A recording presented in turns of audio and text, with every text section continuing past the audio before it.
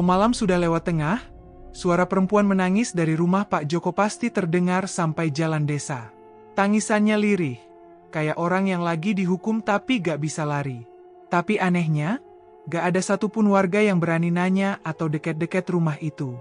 Bukan karena gak peduli, tapi karena mereka tahu, rumah itu punya cerita yang bikin bulu kuduk berdiri. Sarah, perempuan paling cantik di desa itu, sekarang tinggal di rumah itu. Padahal dia punya suami, Budi, tukang bangunan yang tiap hari kerja banting tulang di kota. Tapi entah kenapa, udah setahun lebih Sarah gak pernah kelihatan bareng suaminya. Kata orang-orang, Sarah sekarang istri simpanan Pak Joko, dukun kaya yang dulunya cuma orang biasa. Tapi setelah istrinya meninggal 5 tahun lalu, mendadak usahanya meledak. Rumahnya yang dulu reot, sekarang jadi rumah paling mewah di desa, dengan pagar tinggi dan gerbang besi yang selalu terkunci. Udah jangan ikut campur urusan orang, begitu kata warga kalau ada yang nanya-nanya soal Sarah. Tapi bisik-bisik tetap jalan. Apalagi setelah beberapa anak muda yang coba ngintip ke rumah itu malah sakit keras tanpa sebab. Satu dari mereka bahkan sempat bilang, "Saya lihat Sarah, tapi mukanya bukan Sarah. Matanya hitam semua." Rani, sahabat dekat Sarah, masih sering lihat temannya itu, walau Sarah makin jarang keluar. Dan setiap ketemu, Sarah selalu tampak lebih kurus, lebih pucat. Bahkan sempat waktu mereka ngobrol di warung, Rani lihat leher Sarah ada bekas luka kayak digigit sesuatu. Tapi begitu ditanya, Sarah cuma senyum. "Gak apa-apa Ran, kecelakaan kecil." Padahal dari cara bicaranya, Sarah kayak bukan Sarah yang dulu. Suaranya pelan, kadang berbisik sendiri. Tatapannya kosong. Bahkan dia pernah bilang hal yang bikin Rani merinding. "Kadang malam-malam aku gak bisa tidur. Ran, ada yang masuk ke badanku. Tapi aku gak bisa nolak." Itu pertama kalinya Rani sadar, ada yang salah sama sahabatnya. Tapi dia gak tahu seberapa dalam Sarah sudah terjebak. Dan kalaupun dia tahu, mungkin dia bakal kabur juga, kayak yang lain. Malam itu, dari dalam rumah Pak Joko, suara tangisan kembali terdengar. Tapi kali ini bukan lirih, melainkan jeritan panjang kayak orang yang disiksa. Warga yang dengar cuma bisa tarik selimut lebih rapat. Dan dari balik jendela rumahnya, Rani berdiri sambil gemetar, berbisik pelan. "Ya Allah, Sarah, kamu lagi diapain di sana?" Rani mulai benar-benar curiga sejak kejadian di warung waktu itu. Sarah yang biasanya bawel dan suka ketawa, sekarang diam aja. Bahkan waktu dikasih tahu ada ibu-ibu tetangga yang meninggal mendadak, Sarah cuma nyengir kecil dan bilang, "Itu udah waktunya." Dingin, kayak gak punya empati. Beberapa hari setelah pertemuan itu, Rani coba datang ke rumah Sarah. Tapi begitu sampai di depan gerbang rumah Pak Joko, dia langsung ragu. Pagar besi tinggi itu tertutup rapat. Di baliknya, rumah megah berwarna hitam abu-abu berdiri menjulang. Sepi, gak ada suara sama sekali. Bahkan suara burung pun gak ada. Padahal itu masih jam 3 sore. Rani berdiri di depan gerbang sambil celingukan. Mau panggil, tapi bibirnya berat banget. Entah kenapa, hawa rumah itu bikin lehernya seperti dicekik pelan. Angin yang lewat pun rasanya aneh. Dingin, tapi bukan dingin biasa. Dinginnya kayak ngelus tulang belakang. "Sarah," panggil Rani setengah hati. Gak ada jawaban. Baru dia mau pulang, tiba-tiba pintu gerbang kebuka pelan sendiri. Gak ada orang di baliknya. Rani langsung mundur. Tapi sebelum dia sempat ambil langkah lagi, Sarah muncul di teras rumah. Pakai daster putih kusam. Rambutnya panjang tergerai acak-acakan. Dan mukanya aneh. Bukan jelek, tapi pucat banget. Kayak orang kekurangan darah. Di bawah matanya ada lingkaran hitam, kayak gak tidur seminggu. "Masuk aja, Ran," kata Sarah datar. Langkah Rani berat, tapi dia paksain masuk. Di dalam rumah, hawa dingin tadi makin terasa. Aroma dupa nyengat banget sampai bikin kepala pusing. Di ruang tamu, banyak patung kecil berjejer di rak. Semuanya bentuk manusia, tapi wajahnya gak punya mata. Rani pengen nanya, tapi ditahan. Mereka duduk. Sarah nyeduhin teh, tapi tangannya gemetaran waktu naruh gelas di meja. "Maaf ya, rumahku berantakan," katanya pelan. Padahal gak ada yang berantakan. Rumah itu terlalu rapi, terlalu bersih, terlalu sunyi. Mendadak, Rani dengar suara dari dalam rumah. Suara orang ngikik pelan, kayak tawa anak kecil. Tapi nada tawanya berat. Gak wajar. Sarah cuma senyum kecil. "Itu bukan apa-apa." "Sarah, kamu ini kenapa sih sebenarnya?" tanya Rani nekat. "Kamu berubah banget. Dulu kamu ceria, sekarang muram. Mukamu kurus. Kamu sakit." Sarah diam sebentar. Matanya menerawang, kosong.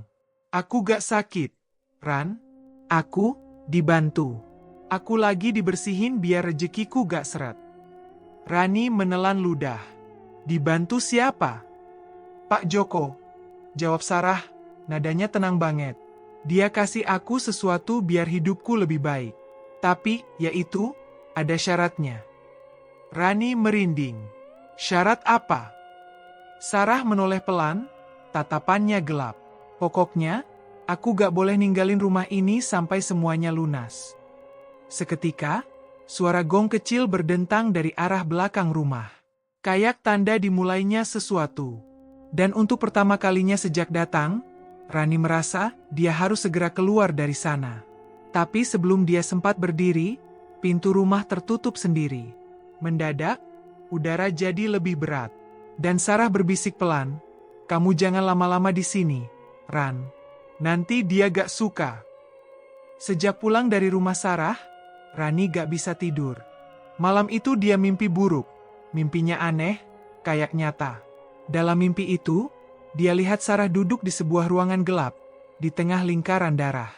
Di sekelilingnya ada sosok-sosok hitam tinggi besar, berdiri diam sambil mengelilinginya. Tapi yang bikin Rani paling takut, satu dari sosok itu mukanya mirip Pak Joko. Begitu bangun, Rani langsung mandi pakai air garam dan baca doa. Tapi sepanjang pagi, rasa gak enak itu gak hilang. Besoknya, Rani coba cerita ke ibunya. Tapi ibunya malah langsung memotong. "Udah, jangan urus-urusan orang, Ran. Kamu tuh perempuan. Jangan ikut-ikutan campur masalah gelap begitu." Rani tahu, ibunya takut. Dan diam-diam, dia pun mulai takut juga. Tapi dia gak bisa tinggal diam. Sarah itu sahabatnya sejak kecil. Mereka dulu satu kelas, satu tongkrongan, bahkan pernah jualan bareng. Masa dia tega lihat temannya makin tenggelam di tempat yang jelas-jelas gak wajar? Rani coba cari info dari tetangga-tetangga sekitar rumah Pak Joko. Ada satu yang akhirnya mau cerita, yaitu Bu Narsih, janda tua yang tinggal di belakang rumah Pak Joko. "Saya sering dengar suara perempuan nangis dari rumah itu, Mbak," kata Bu Narsih pelan. "Tapi bukan cuma Sarah. Kayaknya ada lebih dari satu." "Lebih dari satu?" Rani kaget. "Iya. Kadang saya dengar suara teriakan, kadang kayak orang ngaji, tapi nadanya aneh. Bikin bulu kuduk saya berdiri." Rani makin penasaran. Dia mulai kumpulin potongan-potongan cerita. Ternyata, bukan cuma Sarah yang pernah deket sama Pak Joko. Dulu ada juga janda muda dari kampung sebelah. Cantik, ceria. Tapi gak lama setelah tinggal bareng Pak Joko, dia hilang. Gak ada yang tahu kemana. Orang tuanya pun gak bisa nyari karena katanya udah diserahkan. Diserahkan? Kepada siapa? Rani makin yakin kalau ini bukan cuma urusan selingkuh. Ini udah nyerempet ke hal-hal gelap. Dan parahnya lagi, Sarah gak sadar. Atau lebih tepatnya, pura-pura gak sadar. Seolah dia rela jadi bagian dari itu semua demi hidup enak. Puncaknya, Budi, suami Sarah, datang diam-diam ke rumah Rani malam-malam. "Mbak Rani, saya tahu kamu deket sama Sarah," katanya sambil duduk gemetar. "Saya mau tanya, dia masih hidup, kan?" Rani bengong. "Loh, maksudnya?" "Saya dengar, dia tinggal sama Pak Joko. Tapi saya gak pernah bisa ketemu dia. Saya ke rumahnya, digembok. Saya kirim surat, gak pernah dibales. Saya cuma mau tahu, dia masih istri saya atau bukan." Rani gak tahu harus jawab apa. Tapi malam itu, ada satu hal yang jelas. Masalah ini bukan cuma antara Sarah dan Pak Joko, tapi juga antara hidup dan sesuatu yang gak kelihatan. Dan Rani tahu, dia udah terlalu jauh masuk ke dalamnya. 3 hari setelah Budi datang, Rani mulai ngalamin hal-hal yang gak bisa dijelasin akal. Awalnya kecil, kayak pintu kamarnya yang kebuka sendiri padahal udah dikunci. Lalu suara langkah kaki di atap rumahnya tiap jam 2 pagi.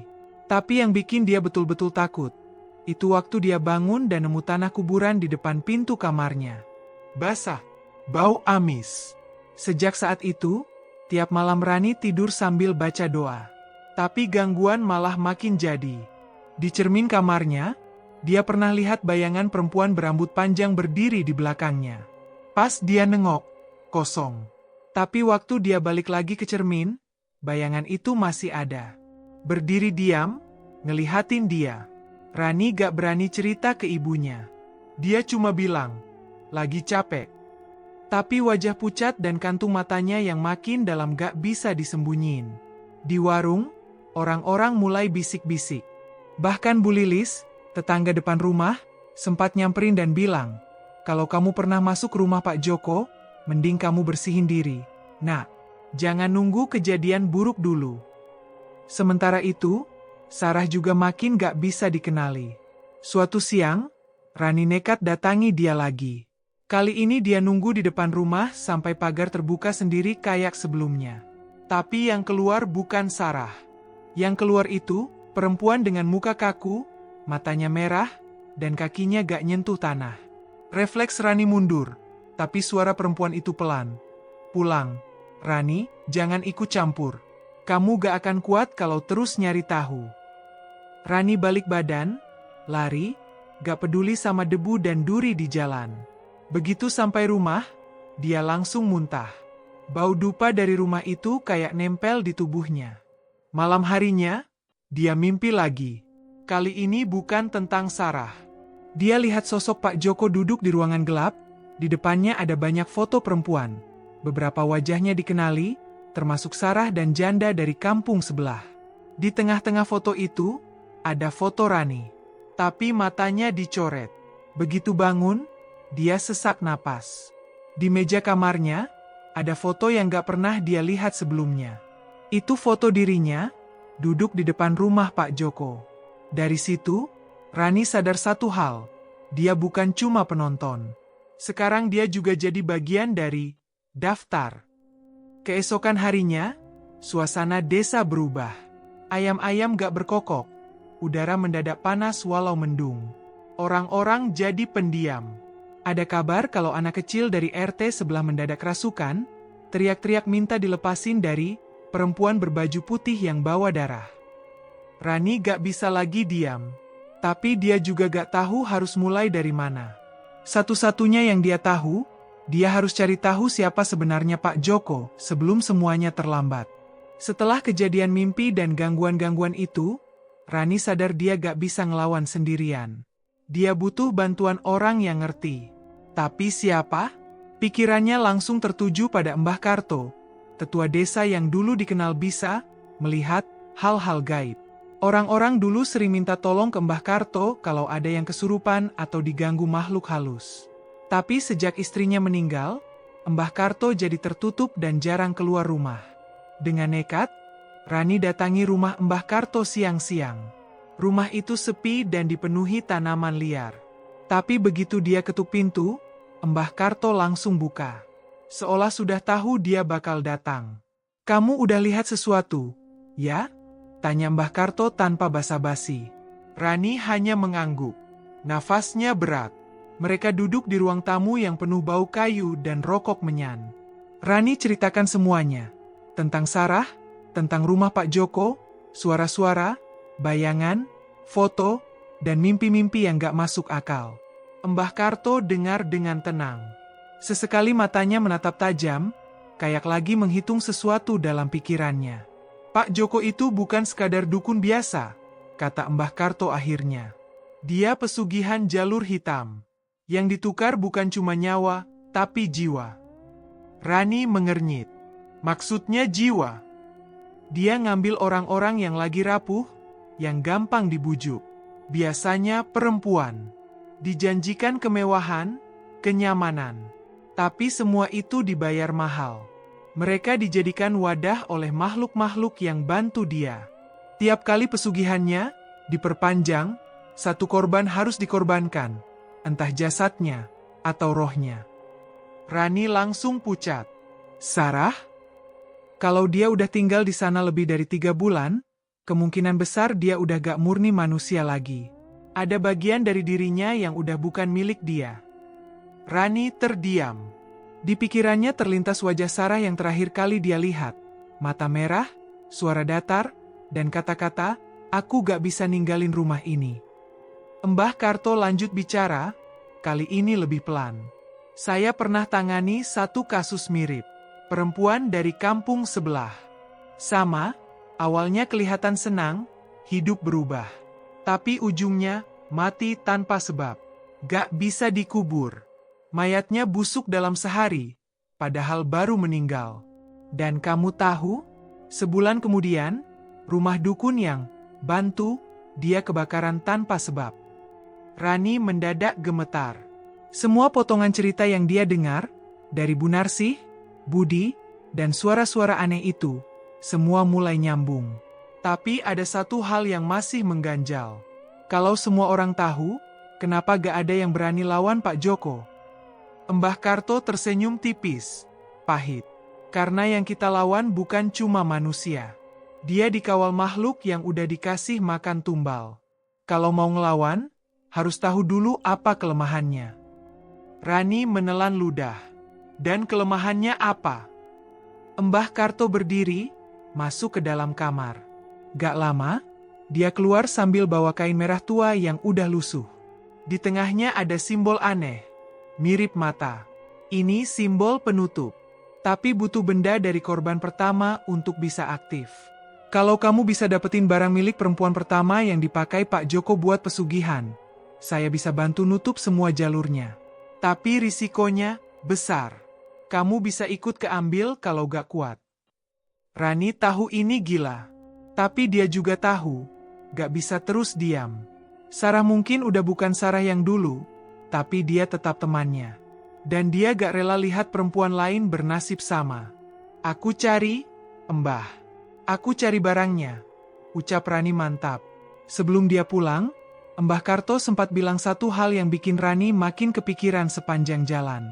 "Jaga mimpi kamu. Kadang, roh korban pertama itu muncul di sana. Bukan buat minta tolong, tapi buat ngajak teman." 3 hari setelah dari rumah Mbah Karto, Rani mulai bergerak. Dia tahu risikonya besar, tapi diam diri juga bukan pilihan. Dia mulai dari satu-satunya petunjuk yang dia punya, janda kampung sebelah yang pernah jadi korban pertama Pak Joko. Namanya Bu Darmi. Kampungnya gak jauh, cuma beda 2 dusun. Tapi butuh waktu karena gak ada kendaraan langsung ke sana. Rani naik ojek, turun di ujung jalan kecil, lalu jalan kaki masuk ke perkampungan yang sepi. Orang-orang di sana tampak enggan bicara, apalagi waktu dia sebut nama Bu Darmi. Akhirnya, ada satu ibu penjual sayur yang bisik-bisik kasih tahu. Kalau mau tahu soal Darmi, cari rumah tua di belakang masjid. Ibunya masih hidup, tapi udah pikun. Rani temukan rumah itu. Tua, kayu-kayunya udah lapuk. Bau debu dan kayu tua langsung menyergap begitu dia buka pagar kecilnya. Seorang nenek duduk di bangku bambu, matanya kosong. "Bu, saya Rani. Mau tanya soal almarhumah Bu Darmi," kata Rani pelan. Si nenek diam. Lalu tiba-tiba berdiri, masuk rumah tanpa sepatah kata. Rani mau pergi, tapi si nenek balik lagi sambil bawa kotak kayu kecil. "Ini punya anak saya," katanya, suaranya gemetar. "Waktu dia mulai sering pulang bawa emas dan pakaian bagus, saya curiga. Tapi dia bilang semua itu rezeki. Gak lama, dia berubah.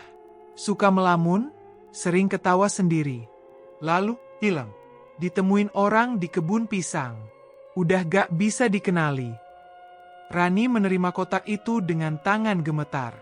Di dalamnya ada sisir kayu tua, kalung berliontin batu hijau, dan surat kecil yang udah kecoklatan. Tanpa pikir panjang, Rani pamit, bawa kotak itu pulang ke desa. Begitu sampai rumah, dia langsung ke rumah Mbah Karto. Mbah Karto cuma melihat kotak itu sebentar, lalu mengangguk. "Ini cukup," katanya. "Kita bisa mulai malam Jumat nanti. Tapi kamu harus bawa sesuatu dari Sarah juga." "Apa aja?" "Baju, sisir, atau benda pribadi yang pernah dia pakai sebelum tinggal di rumah Pak Joko." Rani bingung. Gimana caranya masuk rumah Pak Joko? Tapi takdir seperti ikut campur.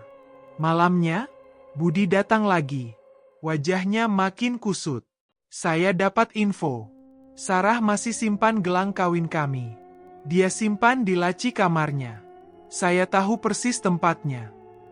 Mereka berdua sepakat, malam itu juga mereka akan masuk rumah Pak Joko diam-diam. Budi tahu satu jalan kecil lewat belakang rumah, melewati kebun bambu. Gerbang belakang gak pernah dikunci, karena tertutup semak. Tengah malam, mereka jalan kaki menyusuri jalur gelap itu. Udara dingin, bau tanah lembab bercampur sesuatu yang amis. Langkah mereka pelan, tapi jantung Rani berdetak kencang. Setiap ranting patah terdengar kayak ledakan. Begitu sampai di belakang rumah, benar saja, gerbang kecil itu gak dikunci. Mereka masuk pelan-pelan. Rumah Pak Joko sunyi, tapi hawa di dalamnya tebal. Kayak masuk ruangan penuh asap. Gak lama, mereka sampai di kamar Sarah. Budi buru-buru buka laci dan temukan gelang emas yang dia maksud. Tapi sebelum mereka keluar, mereka dengar suara langkah dari ruang tengah. Langkah pelan, berat, teratur. Mereka saling pandang. Rani menggenggam kotak tua itu erat-erat. Mereka sembunyi di balik lemari, tahan napas. Dari sela pintu, Rani bisa lihat bayangan. Bukan Pak Joko, tapi seseorang atau sesuatu. Rambutnya panjang, kakinya gak nempel di lantai, dan dia berhenti tepat di depan kamar. Bayangan itu diam berdiri di depan pintu kamar. Rani bisa lihat ujung rambutnya panjang menjuntai sampai ke lantai. Tubuhnya kaku, gak gerak. Tapi hawa di dalam kamar mendadak panas dan berat. Nafas Rani sesak, keringat dingin mulai ngucur dari pelipis. Budi di sebelahnya cuma bisa merem. Bibirnya komat kamit baca doa. Tapi lidahnya keluh, suaranya nyangkut di tenggorokan. Mereka berdua tahu, kalau makhluk itu masuk, mereka gak akan bisa keluar hidup-hidup. Tiba-tiba, pintu kamar bergeser. Pelan. Cuma beberapa senti, tapi cukup buat Rani lihat mata sosok itu.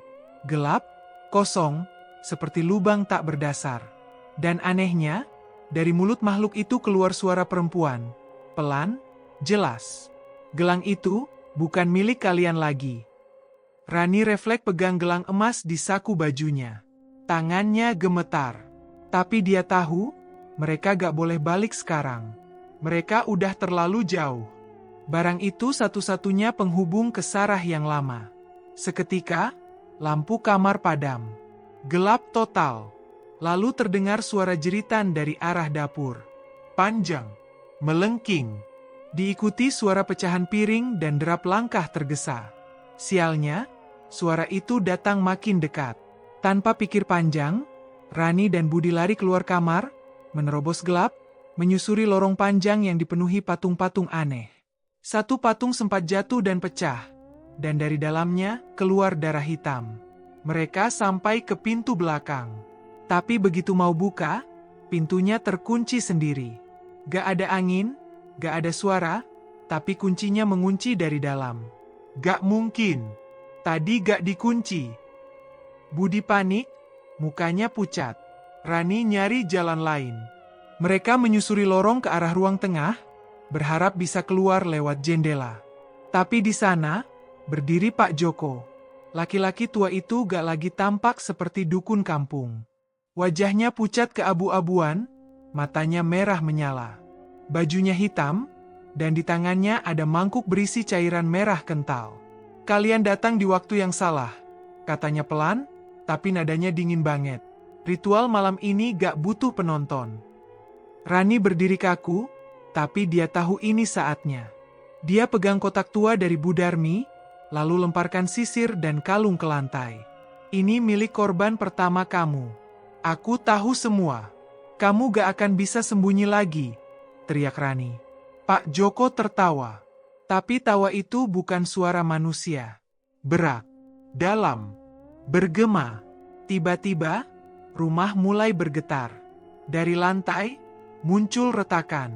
Asap hitam tebal keluar dari balik dinding, dan suara tangisan perempuan mulai terdengar dari berbagai arah. Sarah muncul di balik lorong. Tapi bukan Sarah yang biasa. Matanya hitam penuh. Mulutnya menyeringai lebar. Tangannya berdarah. Tapi begitu lihat Rani, ekspresinya berubah. Ran, tolong aku. Cuma itu yang dia bisikan sebelum tubuhnya kejang dan ambruk. Rani lari ke arah Sarah, tapi sosok Pak Joko bergerak cepat. Dia hampir menangkap Rani, tapi Budi menghadangnya. Terjadi dorong-dorongan hebat. Pak Joko tiba-tiba menjerit keras, seperti terbakar. Rani sadar. Dia buka gelang di tangannya, lalu melemparkannya ke mangkuk merah milik Pak Joko. Begitu gelang itu masuk ke cairan, rumah mendadak diam. Sung. Lalu, dari setiap sudut ruangan terdengar suara orang tertawa. Suara perempuan, banyak, bersahut-sahutan. Dan satu persatu, bayangan tubuh mulai muncul dari tembok, lantai, bahkan langit-langit. Mereka mengelilingi Pak Joko. Wajah mereka hancur. Mata kosong. Beberapa tidak punya mulut. Tapi semuanya menatap Pak Joko dengan benci. Pak Joko menjerit. Tubuhnya terbakar perlahan. Darah keluar dari matanya. Dia coba kabur, tapi kakinya seperti tertahan. Salah satu sosok perempuan menarik tangannya, lalu yang lain mengikuti. Mereka menarik Pak Joko ke dalam lantai yang mulai merekah, membuka seperti pintu neraka. Pak Joko menjerit, tubuhnya tertelan gelap. Dan setelah semuanya masuk, lantai kembali menutup. Rani dan Budi terduduk lemas. Rumah itu masih berdiri, tapi terasa berbeda. Udara lebih ringan. Suara-suara menghilang. Sarah masih tergeletak. Tapi dia mulai buka mata. Matanya normal. Ran? Suaranya pelan. Rani gak bisa tahan air mata. Iya, Sar. Aku di sini. Tapi di luar, entah kenapa, ayam belum berkokok. Dan matahari belum juga muncul. Rani duduk di samping Sarah, menatap tubuh sahabatnya yang masih terkulai lemah di lantai. Udara di dalam rumah itu terasa hening, terlalu sunyi, seakan-akan dunia luar menunggu sesuatu yang akan terjadi. Pak Joko sudah pergi, ditarik ke dalam kegelapan yang begitu pekat, tapi Rani tahu, ini belum berakhir. Kejahatan itu masih ada, entah bentuk apa, dan dia tahu bahwa mereka belum sepenuhnya selamat. Sarah terbatuk pelan, matanya sedikit terbuka, tapi masih terlihat kosong, seperti sedang berjuang melawan sesuatu yang ada di dalam dirinya. Rani meraih tangannya, menggenggam erat. Sar, kamu oke? Tanya Rani dengan suara yang gemetar. Meskipun dia tahu, tidak ada jaminan Sarah bisa kembali seperti dulu, dia tetap berharap sahabatnya bisa sadar dari kegelapan yang telah menguasai dirinya. Sarah menoleh, bibirnya bergetar. Aku gak bisa keluar dari sini, jawabnya dengan suara lemah. Rani merasa tubuhnya kaku. Apa maksudmu? Tanyanya dengan cemas. Aku udah jadi bagian dari mereka, ujar Sarah pelan. Gak ada jalan keluar. Mereka akan terus mengikuti aku. Di luar, suara-suara aneh mulai terdengar lagi. Kali ini, bukan hanya tawa yang menggema, tapi juga bisikan halus yang terasa semakin dekat. Rani menoleh ke pintu. Gelap. Hanya ada bayangan kabur yang bergerak pelan di lorong. Suara langkah kaki terdengar, tapi bukan suara manusia. Sesuatu yang lebih berat, lebih lambat. Sarah menggenggam tangan Rani lebih erat. Mereka gak akan berhenti, Ran. Mereka ingin aku kembali. Rani merinding. Dia tahu apa yang Sarah maksud. Kejahatan yang selama ini ada di rumah ini, yang berakar pada Pak Joko dan ritual pesugihan hitamnya, masih belum lenyap. Kejahatan itu tetap hidup dalam jiwa yang telah dijajah, menunggu kesempatan untuk bangkit lagi. Tiba-tiba, pintu kamar terbuka dengan suara berderit. Rani melihat sosok di balik pintu. Bukan Sarah yang dia kenal. Itu lebih seperti bayangan gelap, tubuhnya melayang, matanya kosong dan merah.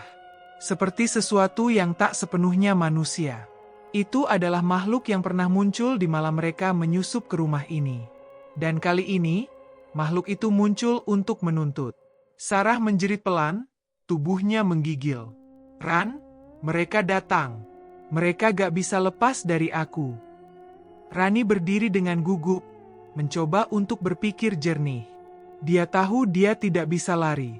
Tidak bisa meninggalkan Sarah begitu saja. Tangan Rani menggenggam kotak tua yang dia bawa dari rumah Bu Darmi, simbol terakhir yang bisa menahan semua ini. "Sar, kamu harus bangkit. Kamu masih bisa selamat," teriak Rani, matanya memerah menahan air mata. "Kita bisa melawan mereka. Kamu gak sendirian lagi." Sarah menatapnya, matanya penuh dengan kebingungannya. "Tapi mereka terlalu kuat. Ran, aku gak bisa melawan."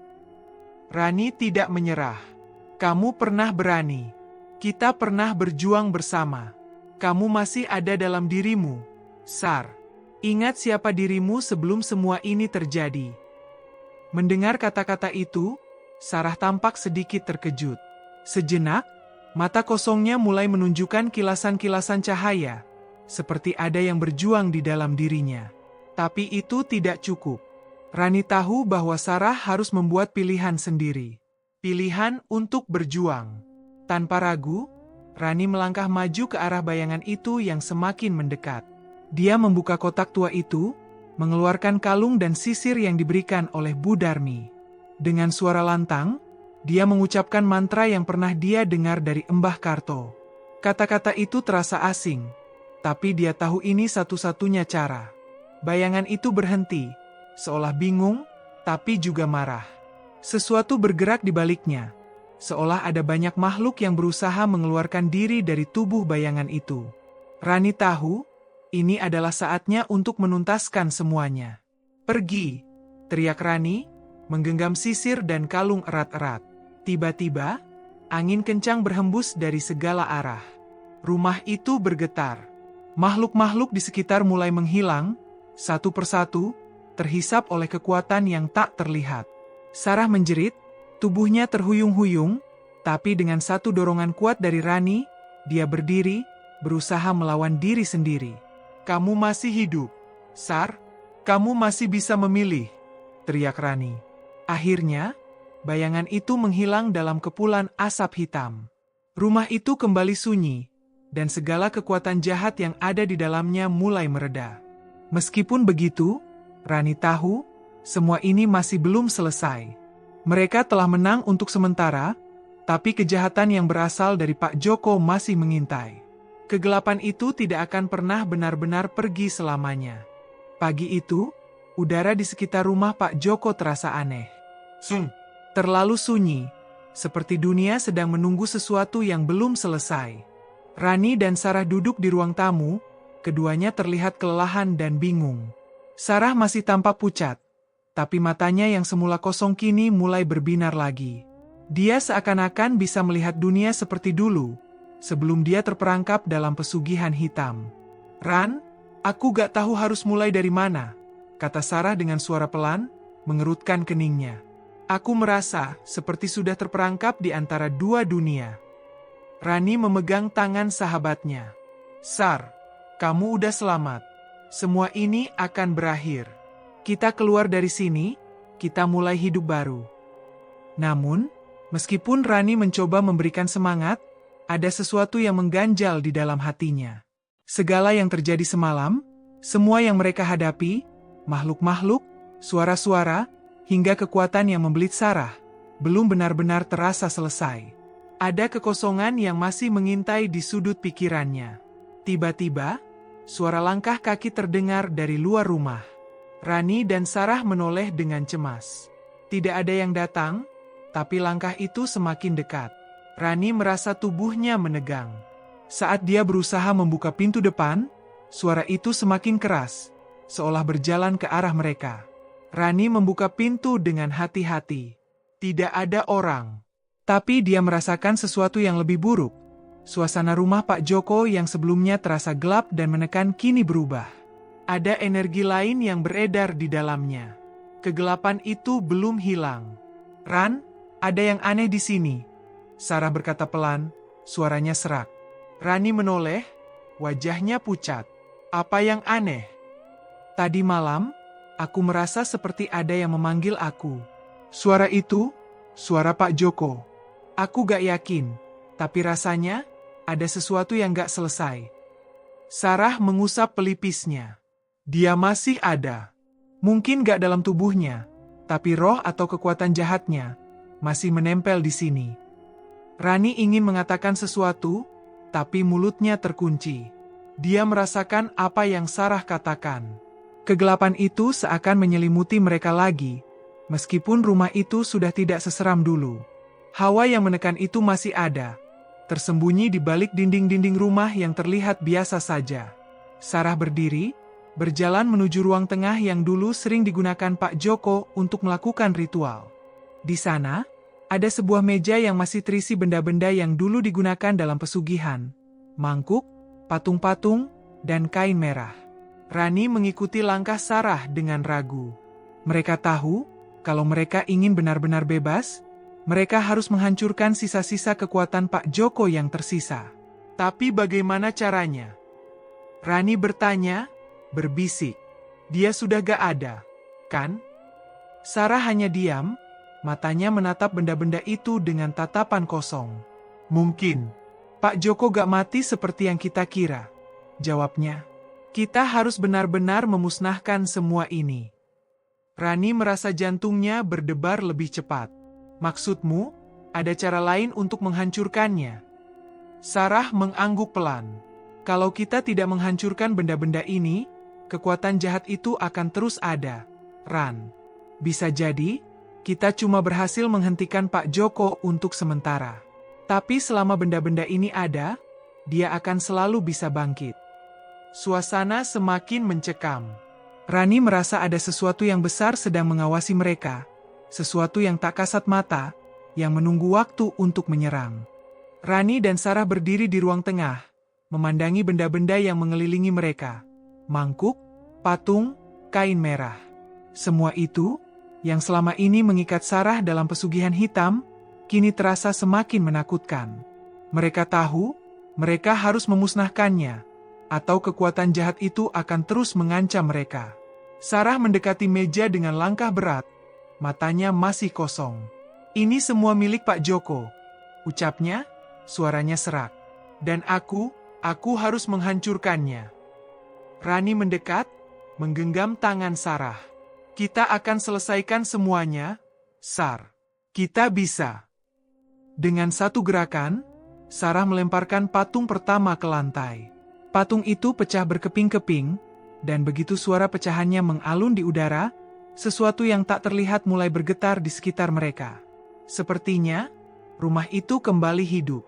Gema suara-suara terdengar pelan, seperti bisikan yang berdesir di antara dinding-dindingnya.